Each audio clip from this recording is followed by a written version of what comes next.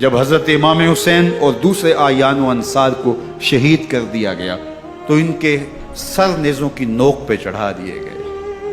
حضرت امام حسین کا کٹا ہوا سر اور باقی 71 افراد کے کٹے ہوئے سر نیزوں کی نوک پہ، اور 10 سواروں کو ابن سعد نے کہا کہ ان کو رون دو، اور گھوڑوں کی ٹاپوں تلے حضرت امام حسین رضی اللہ تعالیٰ عنہ اور ان کے آوان و انصار کو جو ہے وہ روندا گیا، حتیٰ کہ ان کی استخوان مبارک، ان کی ہڈیاں بھی چور چور ہو گئی۔ روننے سے قبل ان کا لباس اتار لیا، ان کے کپڑے اتار لیے گئے۔ اللہ اکبر، کیسی دردناک گھڑیاں تھیں۔ یزید کا صرف یہی بد کرداری کا مرحلہ نہیں تھا، اس کربلا کے صحرا کے اندر یزید نے جس طرح امام حسین رضی اللہ تعالیٰ عنہ کو شہید کیا اور حضرت امام حسین کے خاندان کو شہید کیا، جب مدینہ المنورہ پر یزید نے مسلم بن عقبہ کو مقرر کیا، جس کو بزرگوں نے مصرف بن عقبہ کہا ہے، تو اس کو کہا 3 دن تک مدینے کا حرم تمہارے لیے حلال ہوگا، جو چاہو تم کرنا، اور شامی فوجوں کو اجازت ہوگی۔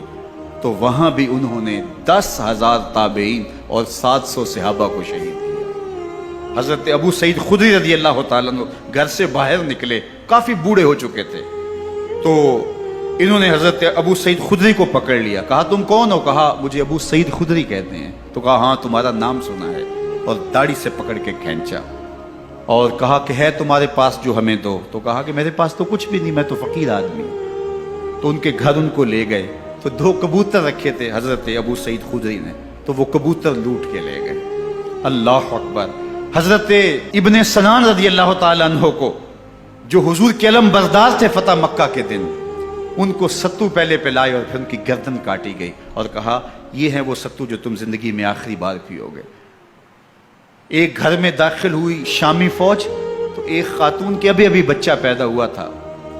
اور قابلہ نے، دائیا نے، وہ بچہ ماں کی چھاتی پہ لٹایا، اور وہ ماں کا پہلا دودھ پی رہا تھا۔ تو یہ جا کے کہنے لگے نکالو تمہارے پاس جو کچھ ہے۔ تو اس خاتون نے کہا تم جانتے ہو یہ بچہ کون ہے؟ انہوں نے کہا ہم نہیں جانتے۔ کہا یہ حضرت ابن ابی کبشہ انماری رضی اللہ تعالیٰ عنہ کا بچہ ہے، اور یہ وہ صحابی ہیں کہ جو بیت الشجرہ کے موقع پہ حضور کے ہاتھ پہ بیعت کرتے ہیں۔ انہوں نے اس چیز کا لحاظ نہ کیا، کہا جو کچھ ہے وہ ہمیں دو، ورنہ تیرے بچے کے نہیں چھوڑیں گے۔ تو ماں بچے سے مخاطب ہو کے کہتی ہے، ابھی بچہ پیدا ہوا ہے اور ماں سے پہلا دودھ پی رہا ہے، کہ بیٹے اگر میرے پاس کچھ ہوتا، وہ قیمتی سے قیمتی چیز بھی ہوتی، تیری جان کے لیے قربان کرتی، لیکن اس وقت میرے پاس کچھ ہے نہیں۔ تو ایک شکی آگے بڑھا اور بچے کو ایک ٹانگ سے پکڑ کے کھینچ کے دیوار کے ساتھ پٹک کے مارا، جس سے دماغ کا بھیجا نکل گیا۔ کیا کیا زیادتیاں نہیں کی۔ 700 صحابہ حرہ کے واقعہ میں شہید کیے یزید نے، اور 10,000 تابعین شہید کیے۔ مسجد نبوی میں ممبر رسول کے ساتھ گھوڑے باندھے، اور وہ ممبر رسول اور مصلی رسول کے قریب لید کرتے رہے۔ حضرت سعید بن المسیب فرماتے ہیں میں نابینا تھا اور حضور کے روضہ انور کے پاس بیٹھا تھا، اور یزید کے سپاہی آتے، جو بھی مسجد میں نظر آتا پکڑ کے لے جاتے، مجھے نابینا سمجھ کے چھوڑ دیتے، لیکن میں پریشان تھا کہ ظہر کا وقت ہوگا، عصر کا وقت ہوگا، مغرب عشاء کا وقت ہوگا، نہ اذان، نہ اقامت، نہ جماعت، تو کیسے مجھے پتہ چلے گا کہ نماز کا وقت ہو گیا، اور کیسی میری نمازوں کا کیا بنے گا؟ میں اس فکر میں بیٹھا تھا۔ لم ازل اسمع الاذان والاقامت من قبر رسول اللہ صلی اللہ علیہ وآلہ وسلم۔ فرماتے ہیں جب بھی پھر نماز کا وقت آیا، گنبد خضرا سے اذان کی بھی آواز آئی، اقامت کی بھی آواز آئی۔ 3 دن تک مسجد نبوی کے اندر گھوڑے بندے رہے، اور مدینہ کی حرمت پامال کی۔ مدینہ کے گھروں کے اندر یہ بد کماش داخل ہوئے، اور جو بدکاریاں انہوں نے کی، کلیجہ منہ کو آتا ہے۔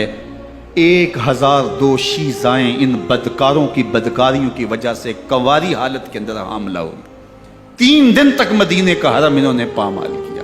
اور پھر مکہ المکرمہ میں کعبۃ اللہ پر گولے برسائے، اور کعبہ کا غلاف جل گیا۔ وہ تو یزید مر گیا، اور حضرت عبداللہ ابن زبیر رضی اللہ تعالیٰ عنہ نے اپنی خلافت کا اعلان کیا۔ یزید کے یہ کرتوت تھے، ادھر اہل مدینہ کو ستایا، ادھر اہل مکہ کو ستایا، اور رسول اللہ صلی اللہ علیہ وسلم کے خانوادے کی بے حرمتی اور توہین کی، نہ صرف انہیں قتل کیا گیا، ان کی لاشوں پہ گھوڑے دوڑائے۔ ابن سعد اور شمر جو ہے وہ خیموں میں داخل ہوا اور مخدرات اسلام کی چادریں چھیننے کی کوشش کی۔ حضرت زینب سلام اللہ علیہ نے مخاطب ہو کے کہا، ہمارے چہرے کے رکھوالے چلے گئے ہیں، ظالم تو خیال نہیں کرتا ہم رسول اللہ کی بیٹیاں ہیں۔ حضرت شہربانو، حضرت زین العابدین اور حضرت زینب سلام اللہ علیہ، ان تینوں کو ایک اونٹ پہ باندھا گیا اور باقی اونٹوں پہ باقی سادات کو، حضور کی شہزادیوں کو باندھا گیا، رسیوں میں جکڑا گیا اور اونٹوں پہ باندھ کر کے کوفے کی جانب آگے آگے شہیدوں کے سر چل رہے ہیں اور پیچھے یہ قافلہ چل رہا ہے۔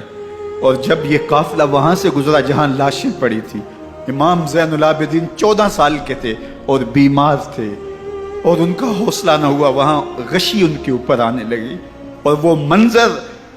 ابن کثیر نے، باقی لوگوں سب نے لکھا ہے کہ پھر جب ان کی یہ حالت ہوئی تو پھر سیدہ زینب سلام اللہ علیہ، جنہوں نے ابھی تک بڑے حوصلے کے ساتھ ساری مشکلات کا مقابلہ کیا تھا، اب ان کے بندھن ٹوٹ گئے اور آنکھوں سے آنسو بہنے لگے اور سیدہ زینب نے امام حسین رضی اللہ تعالیٰ عنہ کی لاش پہ کھڑے ہو کے، اور وہ روندی ہوئی لاش، ٹوٹی ہوئی ہڈیاں اور وہ برینا بدن، کٹا ہوا سر نیزے کی نوک پہ اور لاش یہ پڑی ہے، تو حضرت سیدہ زینب نے مدینے کی طرف منہ کر کے جو ہے وہ حضور سے فریاد کی، یا محمد آہو، یا محمد آہو، ھذا حسین بالآراء مزمل بالدماء، یا محمد آہو بناتوں کا سبایا۔ یا رسول اللہ، اے پیارے آقا، یا جدہ ہو، اے ہمارے نانا محترم، یہ دیکھیے آپ کا حسین پڑا ہوا ہے۔ بدن سے کپڑے اتار لیے گئے، خاک ہوائیں اڑا رہی ہیں اور اس کے اوپر چادر جو ہے وہ مٹی کی پڑ گئی ہے۔ حضور آپ کی اولاد کاٹ دی گئی اور پھر کہا بناتوں کا سبایا، حضور دیکھیے آپ کی بیٹیوں کے ہاتھ باندھ دیے گئے ہیں، اونٹوں پہ کس دیا گیا ہے، سر شہیدہ آگے آگے چل رہے ہیں اور حضرت سیدنا امام حسین کا آگے آگے سر ہے۔ راستے کے اندر ایک جگہ آئی، رات گزری اور ان کو اتارا گیا۔ رات کا موقع تھا، ایک خاتون آئی اور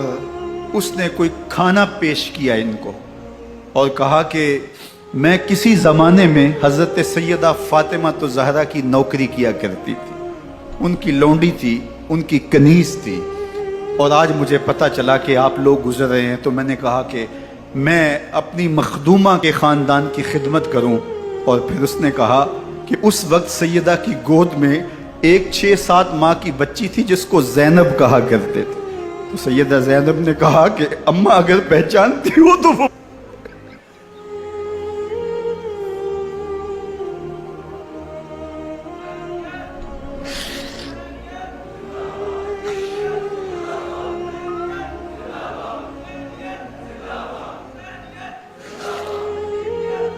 یہ تاراج اور لٹا ہوا کارواں پھر وہاں سے کوفے میں کیسے پہنچا، اور کوفے کے اندر سیدہ زینب سلام اللہ علیہ نے وہ یزید کے دربار میں، ابن زیاد کے دربار میں وہ جرأت آمیز جو باتیں کہیں، اللہ اکبر، زینب کی زبان میں علی کی خطابت بول رہی تھی اور پھر دشمن اور دوست سارے رونے لگے، اور وہ کیا دل گداز منظر تھے۔ اور پھر یہ سروں کا قافلہ اور سادات کرام کا مشکیں کسی ہوئی ہیں اور اونٹوں پہ باندھے ہوئے، ان کو وہاں سے پھر قادسیہ اور قادسیہ سے پھر دمشق یزید کے دربار میں پہنچایا گیا، اور وہاں سے یہ لٹے ہوئے خانمہ برباد تاراج لوگ مدینہ المنورہ میں کیسے پہنچے اور اہل مدینہ نے کیسے استقبال کیا، اور وہ منظر کتنا دلگداز تھا جب اہل مدینہ زینب سے پوچھتے تھے زینب حسین کہاں ہے؟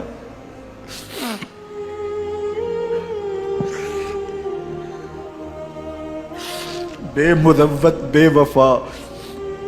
تیرا بھی کیا افسانہ ہے، جس نے اپنی ہی شمع کو گل کیا تو وہ پروانہ ہے۔ اپنے پیغمبر کے شہزادوں کو اور اپنے پیغمبر کی شہزادیوں کو جو دکھ اس امت نے دیے، یہ کائنات کی ایک انوکھی داستان ہے۔ اللہ ہمیں اسوہ شبیری پہ عمل کی توفیق عطا کرے اور ان کے نقوش پاک کی برکتیں دے، اہل بیت کی محبت ہماری روحوں میں جذب کر دے، اور جس عظیمت کے ساتھ، جس حوصلے کے ساتھ انہوں نے دکھوں کو جھیلا،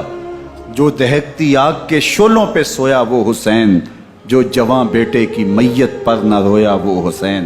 جس نے سب کچھ کھو کے کچھ نہ کھویا وہ حسین، مرتبہ اسلام کا جس نے دوبالا کر دیا، خون نے جس کے دو عالم میں اجالا کر دیا، جو کہ سوزے غم کو سانچے میں خوشی کے ڈھال کے مسکرایا موت کی آنکھوں میں آنکھیں ڈال کے۔ اے حسین ابن علی تم پر سلام، نازش آل نبی تم پر سلام۔ ذرا میرے ساتھ یہ پڑھ لیجئے، اے حسین ابن علی تم پر سلام، نازش آل نبی تم پر سلام، تم پہ لاکھوں رحمتیں لاکھوں سلام، اے شہیدان محبت کے امام، لالا گوں لالا بدن لالا کفن، اے چمن اندر چمن، زندگی ہی زندگی تیری حیات،